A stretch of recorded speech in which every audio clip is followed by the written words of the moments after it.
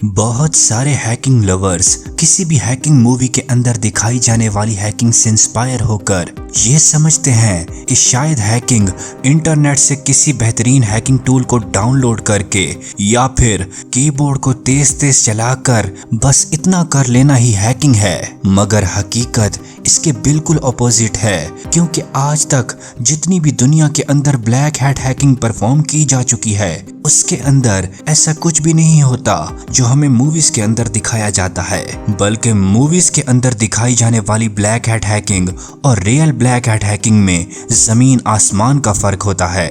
यहाँ पर हैकिंग के अंदर कदम रखने वाले ज्यादातर न्यूबीज का ये ख्याल है कि अगर उनके पास बेहतरीन किस्म के हैकिंग टूल्स आ जाएं तो वो हर चीज को हैक कर लेंगे, मगर ऐसा बिल्कुल भी नहीं। ज्यादातर इस चैनल के सब्सक्राइबर्स अस्त्रा हैकर के फैंस हैं जो कि ब्लैक हैट हैकिंग का एक ऐसा चेहरा है जिसे आज तक कोई देख नहीं पाया और ना ही दुनिया की कोई भी बड़ी ताकत उस तक पहुंच पाई है। तो क्या अस्त्रा हैकर इन्हीं हैकिंग टूल्स को यूज करता था जिनका चर्चा आजकल इंटरनेट पर बहुत ही ज्यादा होता है, यानी एक टूल की मदद से आप पूरे का पूरा सिस्टम हैक कर सकते हो? नहीं, ये बात बिल्कुल भी सच नहीं, क्योंकि जितने भी टॉप क्लास के ब्लैक हैट हैकर्स गुजरे हैं जो कभी पकड़े नहीं गए, दरअसल वो सब बहुत ही अच्छे प्रोग्रामर्स थे, मगर उन्होंने अपनी बहुत ही बेहतरीन प्रोग्रामिंग स्किल्स का इलीगल पर्पसेस के लिए यूज किया, जिसकी वजह से वो क्रिमिनल्स बने। सो ये वीडियो सिर्फ और सिर्फ एजुकेशनल पर्पस के लिए है, ना कि हमारा मकसद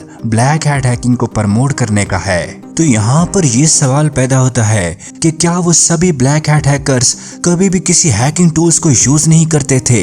तो इसका जवाब है हाँ, बिल्कुल वो यूज करते हैं, मगर वो खुद के बनाए गए हैकिंग टूल्स का यूज करते हैं, ना कि इंटरनेट से डाउनलोड किए जाने वाले किसी और के हैकिंग टूल्स का। अब एक और बड़ा सवाल जिसका इंटरनेट पर बहुत ही ज्यादा चर्चा चल रहा है कि प्रोग्रामिंग का ब्लैक हैट हैकिंग के अंदर कैसे और क्यों यूज किया जाता है। सो इस सवाल के जवाब को अच्छे से जानने के लिए आपको 3 रीजंस को समझना होगा। तो सबसे पहला रीजन है द इनविजिबिलिटी क्लॉक। इस बात को हैकिंग की दुनिया के अंदर कदम रखने वाले हर न्यूबी हैकर को समझना होगा कि जितने भी हैकिंग टूल्स इंटरनेट पर आज अवेलेबल मिलते हैं वो सब दरअसल पब्लिक होते हैं। बड़ी बड़ी सिक्योरिटी कंपनियां जैसा कि नॉर्टन, कैस्परस्काई और विंडो डिफेंडर इन सभी हैकिंग टूल्स को पहले ही टेस्ट कर चुकी होती हैं और अच्छी तरह से इन टूल्स पर रिसर्च कर चुकी होती हैं। इसलिए तो जब भी कोई ऐसा टूल यूज किया जाता है तो पहले से ही सिस्टम में मौजूद एंटीवायरस उसे डिटेक्ट कर लेता है। लेकिन यहाँ पर एक ब्लैक हैट हैकर कभी भी ये गलती नहीं करता, क्योंकि वो यूज करता है प्रोग्रामिंग का, जिसका यूज ब्लैक हैट हैकिंग के अंदर उस वक्त इस तरह से होता है कि ब्लैक हैट हैकर खुद का कस्टम मेड मालवेयर डेवलप करता है। ये कोड इतना यूनिक और नया होता है कि कोई भी एंटीवायरस इसको पहचान नहीं पाता, और यूं वो ब्लैक हैट हैकर बिना कोई निशान या सबूत छोड़े सिस्टम के अंदर एंटर हो जाता है और बिना डिटेक्ट हुए सिर्फ और सिर्फ प्रोग्रामिंग का यूज करके वो सिस्टम को बाईपास कर लेता है। Reason number 2, the army of one, यानी कि सिर्फ एक इन्फेक्टेड डिवाइस जो अपने साथ कनेक्टेड सभी डिवाइसेस को इन्फेक्ट करके हैकर की डिवाइस में कन्वर्ट कर दे।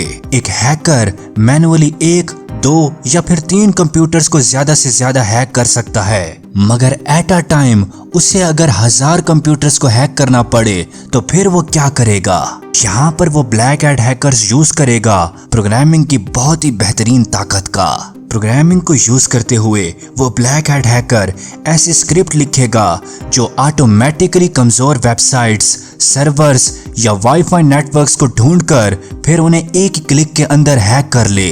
बॉटनेट ऐसी स्क्रिप्ट की बहुत ही खौफनाक मिसाल है। यहाँ प्रोग्रामिंग का मकसद सिर्फ हैक करना नहीं होता, बल्कि अपने हैकिंग अटैक्स को 1000 गुना बढ़ाकर करना होता है।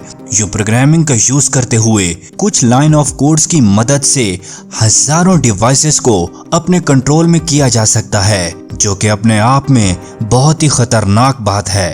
थर्ड और सबसे ज्यादा सॉलिड रीजन, वो रीजन है the secret door 0 day exploits. किसी भी सॉफ्टवेयर के अंदर ऐसी कमजोरी ढूंढकर उसे हैक करना जिसके बारे में उस सॉफ्टवेयर के बनाने वाली कंपनी को भी पता ना हो। यहाँ पर उस वक्त ब्लैक हैट हैकिंग के अंदर यूज किया जाता है प्रोग्रामिंग के जादू का। ब्लैक हैट हैकर्स उन कमजोरियों को ढूंढकर प्रोग्रामिंग का यूज करते हुए उन कमजोरियों को एक्सप्लॉइट करने के लिए स्क्रैच से कोड लिखते हैं। यूं बड़ी बड़ी कंपनियों को ये टॉप 1% हैकर्स हैक कर पाते हैं। इनके लिए प्रोग्रामिंग सांस की तरह है, यानी अगर हैकिंग की दुनिया में इन्हें आज के दौर में सरवाइव करना है तो हैकिंग स्किल्स को जिंदा रखने के लिए बहुत ही बढ़िया किस्म के प्रोग्रामिंग स्किल्स का होना लाजमी है।